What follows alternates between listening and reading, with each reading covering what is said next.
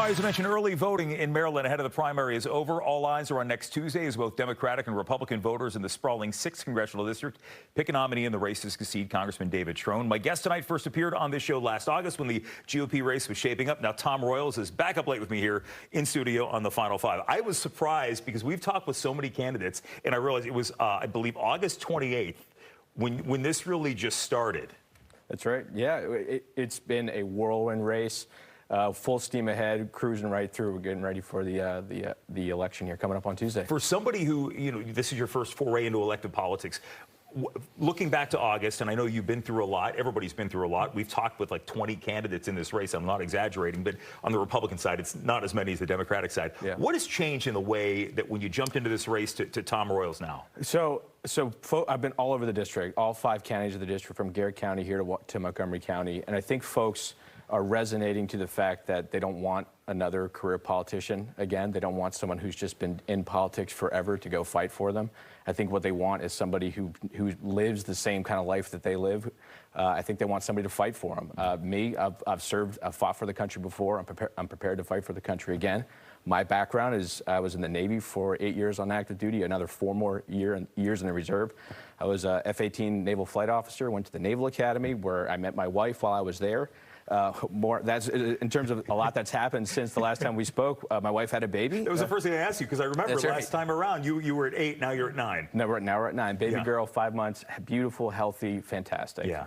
And I know a lot of candidates that we've had, and they talk about the race and they look at this through the eyes of their children or maybe their friends' kids if they don't have any, and it's about kind of the world that you want to leave them. The state of the world right now is as you know, for lack of a better word, on fire. So what can you do if you're elected to Congress? What can you do as a member of that body to help make that world a little safer? Yeah, well, I mean, as far as the state of the world, I think a strong America is good for the world. I think a strong America is good for the country. So I think we need to sort of make sure that America is strong on the world stage. I got a lot of background there. I mentioned my Navy background. Yep. Served 8 years active duty. I think that's something that we can do. How about improving our economy? That's sort of that's good for all Americans. It's good for all Marylanders. We're all feeling the effects of the economy. I think that's something that we can get our arms wrapped around, and that's one of the main reasons why I'm running. That's what I'm hearing around the district. Last week, right before early voting started, we had on the Democratic side, really, at this point, the 2 candidates who've been running the most ads, April McClain-Delaney and Joe Vogel. April got the endorsement from the Washington Post on the Democratic side. You got the endorsement on the Republican side. And I'm curious, newspaper endorsements still carry weight. They're a little bit different than what they used to, but what was your reaction when you learned that? Fantastic. So, I mean, it's the newspaper I grew up with. I grew up here in Montgomery County, so fantastic to get the endorsement from the Washington Post. I think what it does, so first-time candidate, not a career politician, I was active duty Navy, and now, hey, I'm running to fight for the country again. And I think what it's showing is, like, folks don't want just somebody else who's been running for politics for a very, very long time. And I think it shows a lot of credibility. I think people are resonating to the campaign. And we're going full steam ahead into Tuesday. So over the last couple of days, in terms of the Republican caucus, because it is a very slim majority for Republicans, but the GOP has the majority right now. A lot of unrest over the speakership. From the last time you were in here, Kevin McCarthy is no longer speaker. There was a challenge against Mike Johnson right now. How do you get?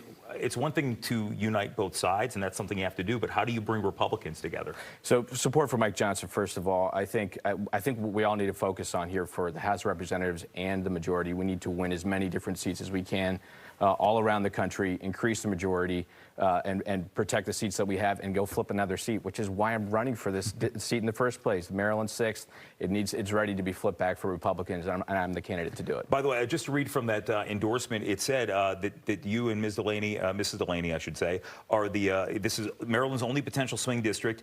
It could be a contest of 2 candidates who suit an ideologically diverse district or a dismal partisan brawl. That's 2 different ways of looking at it there, because clearly we know how general elections can be. We're not seeing the acrimony on the Republican side in this primary that we have been seeing on the Democratic side. But as you move forward, if you prevail next Tuesday, I mean, how do you look at the next couple of months? Yeah, so I think a good friend of mine who served in the military I grew up with, one of the ways he put it to me, he's on the Democrat side, and the way he put it was like, Tommy, he calls me Tommy. It's Tommy, I support you.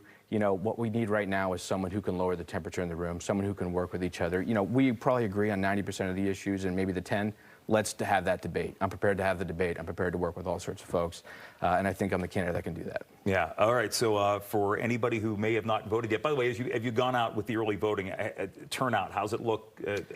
We're doing well. We got folks, supporters, volunteers helping us out at all the polling locations, and stay tuned for Tuesday. Tuesday night. We're gonna watch it here on Fox 5 as well. Tom, what's your website again? TomRoyalsForCongress.com. That is very very easy to remember. Good to see you again, man. Thanks for coming in. Cheers. Thanks for having me. Absolutely. And the Final Five is back right after this.